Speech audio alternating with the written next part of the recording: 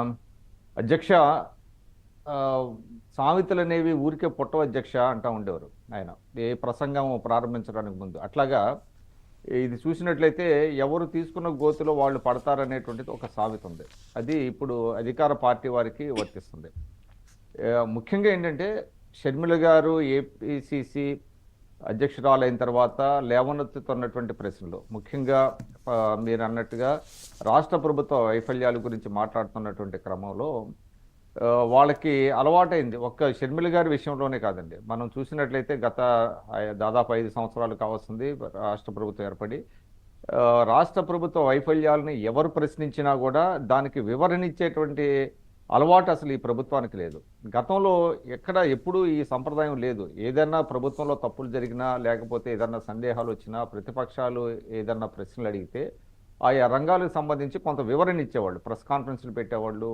అదేవిధంగా అసెంబ్లీ లాంటి వేదికల మీద నుంచి ప్రజలకు, అంటే ప్రతిపక్షాలు లేవనెత్తినటువంటి ప్రతి సమస్య మీద కొంత వివరణ ఇచ్చేటువంటి ప్రయత్నం, కొంత డిఫెండ్ చేసుకునేటువంటి ప్రయత్నం చేసేవాళ్ళు. కానీ వైఎస్ఆర్సీపీ నేతలు మాత్రం ఏం చేస్తున్నారు, వాళ్ళు ఎక్కడా కూడా సబ్జెక్టు జోలికి పోరు. వాళ్ళు వ్యక్తిగతంగా తిడతా ఉంటారు. వ్యక్తిగతంగా అసలు నీకేంటి నువ్వేంటి అనే దాని మీద అందులో ముగ్గురు నలుగురు అందులో ఆరితేరిపోయారు. మీరు అన్నట్టుగా ఇప్పుడు ప్రస్తుతానికి ఈ డ్యామేజ్ కంట్రోల్ చేయడానికి దిగినటువంటి వాళ్ళు చూసినట్లయితే అంబటి రాంబాబు గారు, లేకపోతే రోజా గారు, మిగతా వాళ్ళు, ఇంకా నాని గారు ఇంకా మొదలైనట్లేదు ఇది షర్మిల గారి విషయంలో. మిగతా అందరూ కూడా మాట్లాడుతున్నారు, సజ్జల రామకృష్ణారెడ్డి గారు, వీళ్ళందరూ కూడా. అంటే ఇక్కడ మనం చెప్పాల్సింది ఏంటంటే ఆమె సొంత గడ్డ మీద, అంటే కడప నుంచి ప్రశ్నించటం అనేటువంటిది, ఎందుకంటే రాష్ట్రంలో మిగతా వాళ్ళకి తెలుసో లేదో కొన్ని వాస్తవాలు, కానీ కడప ప్రత్యేకించి పులివెందుల్లో ఏం జరుగుతుందన్నది ప్రతి గడపకి తెలుసండి, ప్రతి ఇంటికి తెలుసు. అక్కడ ఏం జరుగుతుంది, ఏంటి ఆ కుటుంబంలో ఏం జరుగుతుంది అనేటువంటిది ప్రత్యేకంగా చెప్పాల్సిన అవసరం లేదు. ఇవాళ ఆమె ఫైట్ని డైరెక్ట్గా ఇంటి నుంచే మొదలుపెట్టారు వైఎస్ షర్మిల గారు. ఆమె లేవనెత్తినటువంటి ప్రశ్నలకి వాళ్ళ దగ్గర జవాబులు లేవు. అందువల్ల ఈ రకమైనటువంటి ఆమెని టార్గెట్ చేయటం, మీరు ఇందాక చెప్పినట్లుగా ఆమె కులాన్ని గురించో లేకపోతే ఆమె మతాన్ని గురించి, అదేవిధంగా ఆమె తెలంగాణలో పార్టీ పెట్టి లేపేశారు, అక్కడ చాలామందికి అన్యాయం చేశారు, ఇట్లాగా అంటే సబ్జెక్టుని డైవర్ట్ చేయడానికి ప్రయత్నిస్తున్నారు తప్ప షర్మిల గారు లేవనెత్తిన ఏ ఒక్క ప్రశ్నకి వాళ్ళు సమాధానం చెప్పలేనటువంటి పరిస్థితిలో ఉన్నారు. ఇది ఖచ్చితంగా ఆ పార్టీకి చాలా నష్టం జరిగేటువంటి అవకాశం. ముఖ్యంగా మనకి ఒక సామెత ఉందండి, ఎందుకంటే charity should begin at home అంటాం. అంటే ఏ సహాయం అయినా ముందు ఇంటి నుంచి మొదలవ్వాలనేది. అంటే ఇంట్లో ఇద్దరు సిస్టర్స్కి న్యాయం చేయలేకపోయినటువంటి జగన్మోహన్ రెడ్డి గారు రాష్ట్రంలో ప్రజలకు ఏం చేస్తారనేటువంటి ఒక చర్చ మొదలైంది. మొదట సరే వేలు విడిచినటువంటి సోదరి అంటారు, కజిన్ సిస్టరు, ఆమె వైఎస్ సునీతమ్మ. ఆమెకి జరిగినటువంటి అన్యాయం మనందరికీ తెలుసు. ఆమె కేసులో, సొంత బాబాయి హత్య కేసులో నిందితులను కాపాడటానికి రాష్ట్ర ప్రభుత్వం ఏ విధంగా ప్రయత్నాలు చేస్తూ వస్తుంది అనేది ఒకటి పెడితే, ఇప్పుడు సొంతంగా రక్తం పంచుకొని, అంటే పంచుకొని పుట్టినటువంటి చెల్లెలు, మరి ఆమెని కూడా ఒక బాధితురాలుగా చేశారు చివరికి. అంటే ఇద్దరు సిస్టర్స్కి బాధితురాలుగా చేసినటువంటి ఘనత ఈ జగన్మోహన్ రెడ్డి గారికి దక్కుతుంది. ఇది ఆయన మరి సమాధానం ఆయన ఇప్పటి వరకు ఇవ్వలేకపోయారు. ఎవరు వేరే వాళ్ళతో చెప్పిస్తున్నారు తప్ప ఆయన స్వయంగా వచ్చి ఇది జరిగింది అనేటువంటిది చెప్పలేదు. ఇప్పుడు ఖచ్చితంగా భారతి గారి నిన్న అడిగినటువంటి కొన్ని మాటలు ఏదైతే ప్రచారంలో జరుగుతుందో, ప్రణబ్ ముఖర్జీ గారి దగ్గరికి వెళ్ళి తనని ముఖ్యమంత్రిగా చేయాలని అడుగుతున్నారనేటువంటిది కూడా, అది వాడి వివరణ ఇవ్వాలి.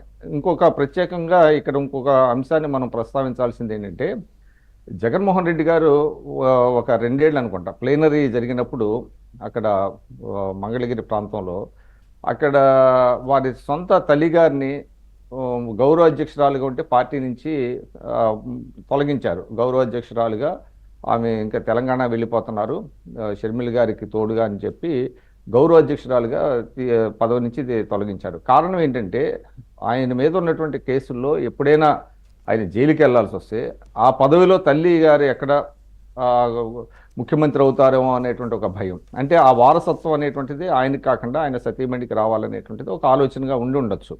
అందువల్లనే ఇవాళ చెల్లెల్ని కూడా దూరంగా పెట్టేశారు, చెల్లెలకి అన్యాయం చేస్తున్నారు. సో సరే, ఇక్కడ ఇవన్నీ ఒక కూడా చిన్న ప్రశ్న, అంటే చూసే జనానికి కూడా అర్థమవుతుంది. ఇప్పుడు మీరు చెప్పింది డెఫినెట్ గా ఫ్యూచర్ ఆలోచించి ఆయన సతీమణి కోసం చేశారు, రాజకీయంగానే ప్లాన్ చేశారని అనుకుంటున్నప్పుడు ఆవిడ కొన్ని ప్రశ్నలు వేస్తున్నారు షర్మిల గారు. 3200 కిలోమీటర్లని నా ఫ్యామిలీని ఇవన్నీ పణంగా పెట్టి పక్కన పెట్టేసి నేను అధికారం తీసుకురావడం కోసం చేశానన్నది ఒక ప్రశ్న. అయితే ఇక్కడ ముఖ్యమంత్రి గారు ఏ సభకి వెళ్ళినా నా అక్క చెల్లెమ్మలు అని మాట్లాడతారు. ఇక్కడ షర్మిల గారికి 3 ప్రశ్నలు వస్తాయి. ఒకటి, పాదయాత్ర చేసింది ఎవరి కోసం? ఒకటి. 2, తెలంగాణ స్టేట్కి వెళ్ళిపోయి అక్కడ పార్టీ పెట్టుకున్నారు, అన్నతో నేరుగా ఫైట్ చేయడం ఇష్టం లేక. 2. 3, ఇప్పుడు మళ్ళీ సరే కాంగ్రెస్కి వచ్చి చేస్తున్నారు. ఇక్కడ అన్నీ జరుగుతున్నాయి. Lead to the point is Jagan గారు. మరి ఆవిడ అక్కడ కూడా వ్యక్తిగతంగా ఏం చేయట్లేదు కదా, టార్గెట్ మనుషుల్ని తీసుకొచ్చి నన్ను తిట్టిస్తున్నారు అన్నప్పుడు అంటే అభద్రత లోనవుతున్నారా? సొంత చెల్లెలే ఇట్లా అన్ని ప్రశ్నలు వేస్తోంది, ప్రజలకు అర్థమైపోతోంది అంటే అభద్రతలో వెళ్తుందా అధికార పార్టీ? ఖచ్చితంగా అండి, అది అభద్రతా భావమే కదా. ఇప్పుడు గౌరవ అధ్యక్షురాలుగా విజయమ్మ గారు ఉన్నారు, వారిని తొలగించాల్సినటువంటి అవసరం ఉంది. అంటే వారు తొలగించారా లేకపోతే ఆమె వెళ్ళిపోయారని పక్కన పెట్టినా, మొత్తానికి అసలు గౌరవ అధ్యక్షురాలుగా ఆమె పదవి బాధ్యత నుంచి తప్పుకోవడం అందరిని ఆశ్చర్యపరిచింది కదా ఆ రోజు ప్లీనరీలో. అంటే కారణం ఏంటి? భవిష్యత్తులో ఇతరత్ర ఎక్కడా కూడా ఇబ్బందులు లేకుండా ఉండటం. అదేవిధంగా మన అదే ప్లీనరీలో ఆయన శాశ్వత అధ్యక్షుడిగా పార్టీకి ఎంపిక అవ్వడానికి చూశారు. తర్వాత అది సాధ్యం కాదు అని తెలిసిన తర్వాత అది ఉపసంహరించుకున్నారు. మనందరికీ తెలుసు. అంటే ఒక ప్రజాస్వామ్య వ్యవస్థలో ఒక పార్టీకి శాశ్వత అధ్యక్షుడు అనేటువంటి వాళ్ళు ఉండరు. ఒక ప్రజాస్వామ్య ప్రక్రియ ప్రకారం ప్రతి 2 ఏళ్లకు ఒకసారి ఎవరైనా సరే ఆ పార్టీ అధినేత అయినప్పటికీ కూడా ఒక ప్రాసెస్ ఉంటుంది ఎన్నుకోవటానికి. ఇదంతా ఏంటి? అది మరి ఒక తన పార్టీ తనకు ఎవరు కూడా ఛాలెంజ్ చేసేవాళ్ళు ఎవరు లేరు, అయినప్పటికీ కూడా ఆయన శాశ్వత అధ్యక్షుడిగా ఉండాలనుకున్నారు అని అంటే అర్థం ఏంటి? అదే అభద్రతా భావం. అది ఖచ్చితంగా తల్లి పోటీగా రాకూడదు. తల్లి ఒకవేళ వచ్చి ఉంటే ఆ రోజు, ఎందుకంటే ఆమెకి శాసనసభ్యురాలుగా ఆమెకి ఇది కూడా ఉంది, రాజకీయ అనుభవం కూడా ఉంది. అప్పటికి ఒక టర్మ్ చేశారు కదా వారు, అంటే బై ఎలక్షన్స్లో నెగ్గిన తర్వాత ఆమె శాసనసభలో ఉన్నారు ఆమె.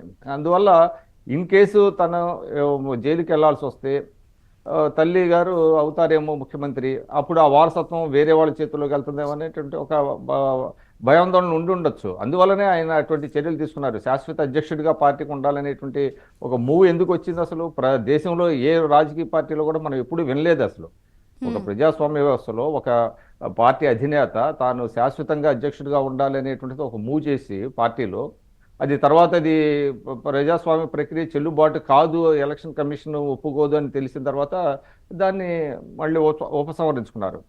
అది దేనికి ఇండికేషన్ అంటే ఖచ్చితంగా అది ఆయనకి అంటే భవిష్యత్తులో జరగబోయేటువంటి పరిణామాలు ఇబ్బంది లేకుండా ఉండటం అనేటువంటిది ఒక డిఫెన్స్లో ఆయన పడ్డారు. ఇప్పుడు ఇంకా కడపలోనే వెళ్ళి అవి చేయటం ద్వారా నేను అనుకోవటం రాబోయే రోజుల్లో ఇది చాలా పరిణామాలకు దారితీస్తుంది. ముఖ్యంగా పులివెందుల్లో ఆయన విజయ అవకాశాలను కూడా దెబ్బతీసేటువంటి అవకాశం కూడా లేకపోలేదండి. మనం ఆ అంశం మళ్ళీ మాట్లాడదాం. అంటే ఇప్పుడు షర్మిల సునీత భేటీ అంశంపై